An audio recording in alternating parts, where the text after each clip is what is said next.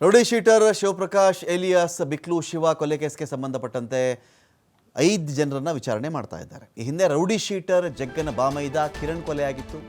ಕಿರಣ್ ಕೊಲೆಯಲ್ಲಿ mastermind ಆಗಿದ್ದಿದ್ದೇ ಬಿಕ್ಲು ಶಿವ. ನೋಡಿ, ಹಿಂದೆ ಏನಾಗಿತ್ತು, ರೌಡಿ ಶೀಟರ್ ಜಗ್ಗ ಇದ್ದಾನಲ್ಲ, ಇದೇನು ಈ ಕಡೆ ಅವ್ರು ಒಂದು ಹೆಣ ಬಿದ್ದರೆ ಆ ಕಡೆ ಒಂದು ಹೆಣ, ತಲೆಗೆ ತಲೆ, ಕೊಲೆಗೆ ಕೊಲೆ, ಆ ಥರ ಕಥೆ ಆಗಿದೆ ಅಂತ ಕಾಣಿಸ್ತಾ ಇದೆ. ಯಾವ ಜಗ್ಗ ಈ ಬೈರತಿ ಬಸವರಾಜ್ ಜೊತೆಲಿ ಇದ್ದಾನೋ, ಈ ಜಗ್ಗನ ಬಾಮೈದನ ಕಿರಣ್ ಅಂತ ಬಾಮೈದ, ಅವನು ಮರ್ಡರ್ ಆಗಿತ್ತು. ಕಿರಣ್ ಕೊಲೆ ಆಗಿತ್ತಲ್ಲ, ಈ ಕಿರಣ್ ಕೊಲೆನಲ್ಲಿ ಮಾಸ್ಟರ್ ಮೈಂಡ್ ಆಗಿದ್ದವನು ಯಾರು ಅಂದರೆ ಬಿಕ್ಲು ಶಿವ ಅಂತ. ಸೊ ಈ ಹಳೆಯ ಸ್ಟೇಟ್ಗೆ ಕಾಯ್ತಾ ಇದ್ದರು. GPA ವಿಷಯ ಬೇರೆ ಸಿಕ್ತು, ಪೊಸಿಷನ್ ಬಿಟ್ಬಿಡು ಅಂತ ಬರೋ ಆವಾಜಾಗಿ ಹೋಗಿದ್ದರು. 4 ತಿಂಗಳು ಸುಮ್ಮನೆ ಇದ್ದರು. ಫೆಬ್ರವರಿಯಲ್ಲಿ ಕಂಪ್ಲೇಂಟ್ ಬೇರೆ ಆಗಿತ್ತು ಪೊಲೀಸ್ ಕಮಿಷನರ್ಗೆ. ಬಿಕ್ಲು ಶಿವ ಕಂಪ್ಲೇಂಟ್ ಕೊಟ್ಟಿದ್ದ. ಸೈಡ್ಗೆ ಕಾಯ್ತಾ ಇದ್ದರು. ಹಳೆ ಸೈಡ್ಗೆ ಕಿರಣ್ ಶಿಷ್ಯರು ಬಿಕ್ಲು ಶಿವನ್ನ ಕೊಲೆ ಮಾಡಿರಬೇಕು ಅಂತ. ಈ ಜಗ್ಗ ಇದ್ದಾನಲ್ಲ, ಜಗ್ಗನ ಬಾಮೈದ ಕಿರಣ್, ಆ ಕಿರಣ್ಣನ್ನು ಅಂದರೆ ಅವನನ್ನು ಸಾಯಿಸ್ಬಿಟ್ಟಿದ್ರಲ್ಲ, ಕಿರಣ್ ಕಡೆ ಶಿಷ್ಯರು ಇದ್ರಲ್ಲ, ಅವನ ಕಡೆ ಗ್ಯಾಂಗು ಇತ್ತಲ್ಲ ಪಟಾಲಮ್ಮು, ಅವರೇನು ಮಾಡ್ತಾರೆ, ಕಿರಣನ್ನು ಹೊಡೆದಾಕಿದ್ಮೇಲೆ ನಾವು ಬಿಕ್ಲನ್ನ ಯಾಕೆ ಬಿಡಬೇಕು, ಈ ಬಿಕ್ಲನ್ನ ಮುಗಿಸ್ಬಿಡೋಣ ನಾವು ಅಂತ ಸಂಚು ಮಾಡಿಕೊಂಡು ಅವನನ್ನು ಸಾಯಿಸಿದ್ದಾರೆ ಅಂತ. ಕಿರಣ್ ಶಿಷ್ಯರಾಗಿರ್ತಕ್ಕಂಥ ವಿಮಲ್, ಪ್ಯಾಟ್ರಿಕ್, ಸಂತೋಷ್ ಮತ್ತು ನವೀನ್ ವಿಚಾರಣೆ ಇದೀಗ ಆಗ್ತಾ ಇದೆ.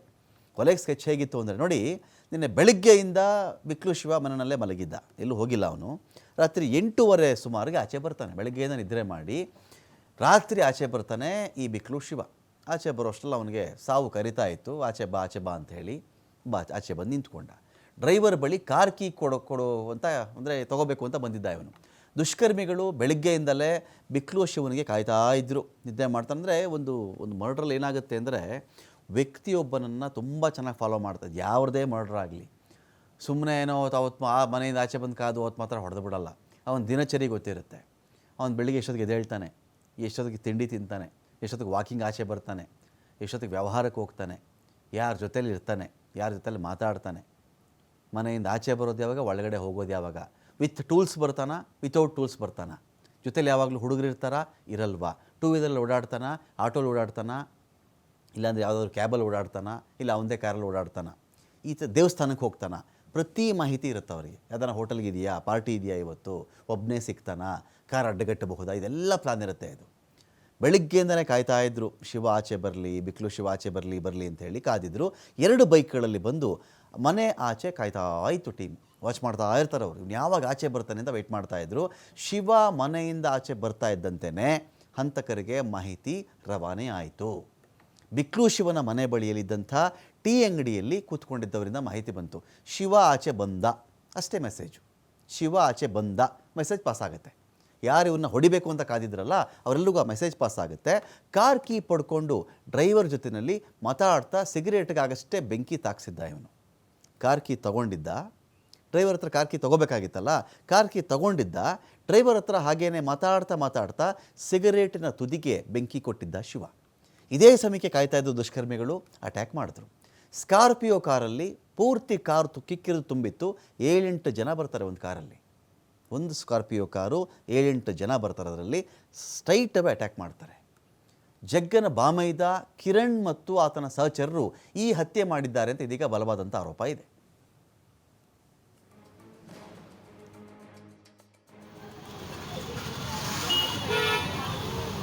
ಹಿಡಿಸ್ಕೊಳ್ಳಿಕ್ಕೆ ಇದೀಗ ಸಂತೋಷ್ ಪಟೇಲ್ ಈ ಬಿಕ್ಲು ಶಿವನನ್ನು ಇನ್ನೊಬ್ಬ ರೌಡಿ ಶೀಟರ್ ಜಗ್ಗನ ಕಡೆಯವರು, ಜಗ್ಗನ ಬಾಮೈದಾಗಿದ್ದಂಥ ಕಿರಣ್ ಕಡೆಯವರು ಹೊಡೆದು ಹಾಕಿದ್ದಾರೆ ಅಂತ ಮಾಹಿತಿ ಇದೆ.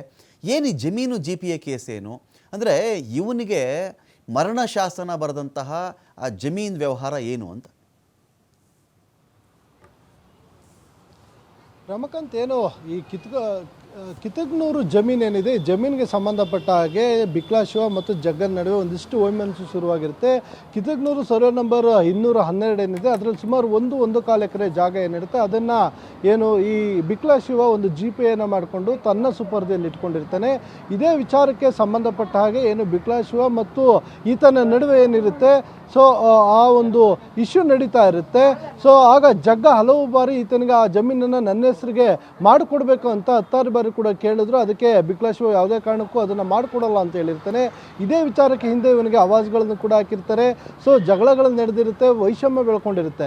ಸೊ ಇದಕ್ಕೆ ಸಂಬಂಧಪಟ್ಟ ಹಾಗೆ ನೀನು ಒಂದು ವೇಳೆ ಆ ಜಾಗವನ್ನು ನನ್ನ ಹೆಸರಿಗೆ ಮಾಡಿಕೊಡಲಿಲ್ಲ ಅಂತ ಹೇಳಿದ್ರೆ ನಿನ್ನ ಹತ್ಯೆಯನ್ನು ಮಾಡ್ತೀವಿ ಅಂತೇಳಿ ಬೆದರಿಕೆ ಹಾಕಿದ್ದಾರೆ ಅಂತ ಆರೋಪವನ್ನು ಮಾಡಿ 4 ತಿಂಗಳ ಹಿಂದೆ ಬೆಂಗಳೂರು ನಗರ ಪೊಲೀಸರಿಗೆ ಆತ ಲೆಟ್ರನ್ನು ದೂರನ್ನು ಕೂಡ ಕೊಟ್ಟಿರ್ತಾನೆ. ಇದಕ್ಕೆ ಸಂಬಂಧಪಟ್ಟಂಗೆ ಒಂದು FIR ಕೂಡ ದಾಖಲಾಗಿರುತ್ತೆ. ಇದು ಒಂದು ಭಾಗ ಆದರೆ, ಮತ್ತೊಂದು ಕಡೆ ಈತನು ಕೂಡ ರೌಡಿ ಶೀಟರ್ ಆಗಿದ್ದ ಬಿಕ್ಲಾ ಶಿವ 2006ರಿಂದ ಭಾರತೀಯ ನಗರ ಪೊಲೀಸ್ ಠಾಣೆಯ ರೌಡಿ ಶೀಟ್ ಈತನು ತನ್ನದಾದ ಹವನ ಏರಿಯಾದಲ್ಲಿ ಇಟ್ಕೊಂಡಿದ್ದ. ಇದೇ ಕಾರಣಕ್ಕಾಗಿ ಇಬ್ಬರ ನಡುವೆ ಒಂದು ವೈಮನಸ್ಸು ಶುರುವಾಗಿತ್ತು. ಆತ ಹೇಳಿದ ತಕ್ಷಣ ನಾನು ಕೊಡಬೇಕನ್ನೋದು, ಇವನು ಕೂಡ ಅದನ್ನು ಜಿದ್ದಿಗೆ ಬಿದ್ದಿದ್ದ. ಇದೇ ವಿಚಾರಕ್ಕೆ ಇಬ್ಬರ ನಡುವೆ ವೈಷಮ್ಯ ಇತ್ತು. ಇದಕ್ಕೆ ಸಾಥ್ ಕೊಟ್ಟಂಥವರು ಬೈರತಿ ಬಸವರಾಜ್ ಅಂತ ಹೇಳಿ ಈಗಾಗಲೇ ಬಿಕ್ಲಾ ಶಿವನ ತಾಯಿ ಆರೋಪವನ್ನು ಮಾಡಿರುವಂಥದ್ದು. ಕೋಟ್ಯಾಂತರ ರೂಪಾಯಿ ಬೆಲೆ ಬಾಳುವ ಅದೊಂದು ಜಮೀನಿಗೋಸ್ಕರ ಈ ಒಂದು ಹತ್ಯೆ ಆಗಿರುವಂಥದ್ದು ಅಂತ ಹೇಳಿ ಆರೋಪವನ್ನು ಮಾಡಲಾಗಿದೆ. ಇದಷ್ಟೇ ಅಲ್ಲದೆ ಏನು ಬಿಕ್ಲಾ ಶಿವನ ಏರಿಯಾಕ್ಕೆ ಹೋದಂತಹ ಇವರು ಜಗ್ಗ ಮತ್ತು ಆತನ ಅಸೋಸಿಯೇಟ್ಸ್ ಕಿರಣ್ ಇರ್ಬೋದು, ಆತನ ಅಸೋಸಿಯೇಟ್ಸ್ಗಳು ಹೋಗಿ ವಾರ್ನಿಂಗ್ ಕೂಡ ಮಾಡಿ ಬಂದಿರ್ತಾರೆ. ಅಷ್ಟಾದರೂ ಕೂಡ ಸಂತೋಷ್, ಈಗಲೂ ಕೂಡ ಬಿಕ್ಲಾ ಶಿವ ಫೀಲ್ಡಲ್ಲಿ ಆಕ್ಟಿವ್ ಆಗಿದ್ನ? ಇವನು ಸ್ಟ್ರೀಟ್ ಫೈಟರ, ಇವನು ಈಗಲೂ ತುಂಬ ಸಕ್ರಿಯವಾಗಿ ಹಾದಿ ಬೀದಿಯಲ್ಲಿ ಹೊಡೆದಾಡ್ಕೊಂಡು ಮಾಡ್ತಾ ಇದ್ದಂಥ ರೌಡಿಸಮ್ಮ, ಅಥವಾ ಬರೀ ಫೋನ್ ಕಾಲು, ಡೀಲು, ಗ್ಯಾಂಗ್ ಕಟ್ಕೊಳ್ಳೋದು, ಆವಾಜ್ ಹಾಕ್ಸೋದು, ಇದರಲ್ಲೇ ಇತ್ತ ಇವನ ಕೆಲಸಗಳು ಬಿಕ್ಲಾ ಶಿವಂದು ಅಂತ? ರಮಕಾಂತ್, ಏನಾಗುತ್ತೆ ಅಂತ ಹೇಳಿದ್ರೆ, ಯಾವುದೇ ರೌಡಿ ಆದರೂ ಫೀಲ್ಡ್ ಬಿಟ್ಟೆ ಅಂದರೂ ಕೂಡ ಆತ ಸಂಪೂರ್ಣವಾಗಿ ಫೀಲ್ಡ್ನಿಂದ ಹೊರಬರೋಕ್ಕೆ ಆಗೋದೇ ಇಲ್ಲ. ಹಾಗೆಂದರೆ ಸಂಪೂರ್ಣವಾಗಿ ಹೊರಬರಬೇಕಂದ್ರೆ ರಾಜಕಾರಣಿನ ಮತ್ತಾವುದೋ ಇದಕ್ಕೆ ಹೋಗಬೇಕಾಗತ್ತೆ. ಇಷ್ಟಾದರೂ ಕೂಡ ಹಿಂದೆ ಇವರು ಫೀಲ್ಡ್ನಲ್ಲಿ ಇದ್ದಾಗ ಮಾಡಿದಂಥ ಹೆಸರುಗಳೇನಿರುತ್ತೆ, ಇಲ್ಲ ಕೊಲೆಗಳಿರ್ಬೋದು, ಕೊಲೆಯತ್ನ ಪ್ರಕರಣಗಳಿರ್ಬೋದು, ಇಲ್ಲ ಬೇರೆ ಬೇರೆ ಕಾರಣಗಳಿಗೆ ಅನ್ಯಾಯವನ್ನು ಮಾಡಿದಂಥ ವಿಚಾರವಾಗಿ ಆಪೋಸಿಟ್ ಗ್ಯಾಂಗ್ನವರು ಕಾಯ್ತಾನೆ ಇರ್ತಾರೆ. ಒಂದು. ಎರಡನೇದು, ಬಿಕ್ಲಾ ಶಿವ ಇಲ್ಲಿ ರಿಯಲ್ ಎಸ್ಟೇಟನ್ನು ಮಾಡ್ಕೊಳ್ತಾ ಇದ್ದ. ಯಾವುದೇ ಅವನದೇ ಆದ ಒಂದು ಸಿಂಡಿಕೇಟ್ ಇತ್ತು ಅಂತ ಇಲ್ಲ. ಅವನೊಂದು ರೀತಿ ಸ್ಟ್ರೀಟ್ ಫೈಟರ್ ಅಂತ ಹೇಳಿದ್ರು ಕೂಡ ತಪ್ಪಾಗ್ಲಿಕ್ಕಿಲ್ಲ. ಅವನದೇ ಆದ ಒಂದು ರಿಯಲ್ ಎಸ್ಟೇಟ್ ಮಾಡ್ಕೊಳ್ತಿದ್ದ. ಚಿಕ್ಕ ಪುಟ್ಟ ಜಗಳಗಳು ಬರ್ತಿತ್ತು, ಹೊಡೆದಾಟಗಳನ್ನ ಮಾಡ್ಕೊಡ್ತಾ ಇದ್ರು. ಸೊ ಆದರೆ ಜಗನ ವ್ಯವಹಾರನೇ ಬೇರೆ ಇತ್ತು. ಆತನು ಕೂಡ ರಿಯಲ್ ಎಸ್ಟೇಟನ್ನು ಮಾಡ್ತಾ ಇದ್ದ. ಜಾಗದ ವಿಚಾರವಾಗಿ ಇಬ್ಬರ ನಡುವೆ ಒಂದು ವೈಷಮ್ಯ ಶುರುವಾಗಿತ್ತು. ಬಿಕ್ಲಾ ಶಿವ ಏನು ಜಗದೀಶ್ ಏನು ಮಾಡ್ತಾ ಇದ್ದ, ಆತನ ಏರಿಯಾಕ್ಕೆ ಹೋಗಿ ಈ ಜಾಗವನ್ನು ತೆಗೆದುಕೊಂಡಿದ್ದ. ಇದೇ ಕಾರಣಕ್ಕೆ ತನ್ನ ಏರಿಯಾದಲ್ಲಿ ತನಗೆ ಗೊತ್ತಿಲ್ಲದ ಹಾಗೆ ಬಿಕ್ಲಾ ಶಿವ ಈ ಒಂದು ಜಾಗವನ್ನು GPAಯನ್ನು ಮಾಡಿಸ್ಕೊಂಡಿದ್ರು. ಈ ವಿಚಾರಕ್ಕೆ ಇಬ್ಬರ ನಡುವೆ ವೈಮನಸ್ಸು ಶುರುವಾಗಿತ್ತು. ಸೊ ಇದೇ ಕಾರಣಕ್ಕಾಗಿ ಪ್ಲಾನನ್ನು ಮಾಡಿ, ರೆಕ್ಕಿಯನ್ನು ಮಾಡಿ, ಈತ ಮನೆಯಿಂದ ಹೊರಬರೋದನ್ನು ಕಾಯ್ದು ಆತ ಹೊರಬಂದ ತಕ್ಷಣ ಆ ಮಾಹಿತಿಯನ್ನು ಏನು ಬ್ಯಾಟ್ಸ್ಮನ್ಗಳು ಏನಂತ ಹೇಳ್ತಾರೆ ಇವರು ಫೀಲ್ಡ್ನಲ್ಲಿ, ಅವ್ರಿಗೆ ಮಾಹಿತಿಯನ್ನು ಕೊಡ್ತಾರೆ.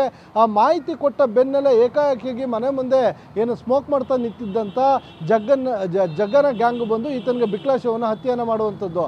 ಆದರೆ ಯಾವುದೇ ಈ ರೀತಿಯ ಹತ್ಯೆಗಳು ನಡೆಯುವಂಥ ಸಂದರ್ಭದಲ್ಲಿ ಜಗ್ಗ ಏನಿದ್ದಾನೆ, ಪೂರ್ವ ನಿಯೋಜಿತವಾಗಿ ಏನು 120B ಅಂತ ಹೇಳ್ತೀವಿ, ಒಳಸಂಚು ಅಂತ ಏನು ಹೇಳ್ತೀವಿ, ಈ ಒಳಸಂಚನ್ನು ರೂಪಿಸಿ ತನ್ನ ಫ್ಯಾಮಿಲಿ ಜೊತೆ ಇವನು ಇಲ್ಲಿಂದ ಮನೆಯನ್ನು ಬಾಗಿಲಾಕೊಂಡು ಔಟ್ ಆಫ್ ಸ್ಟೇಷನ್ ಹೋಗ್ಬಿಡುವಂಥದ್ದು.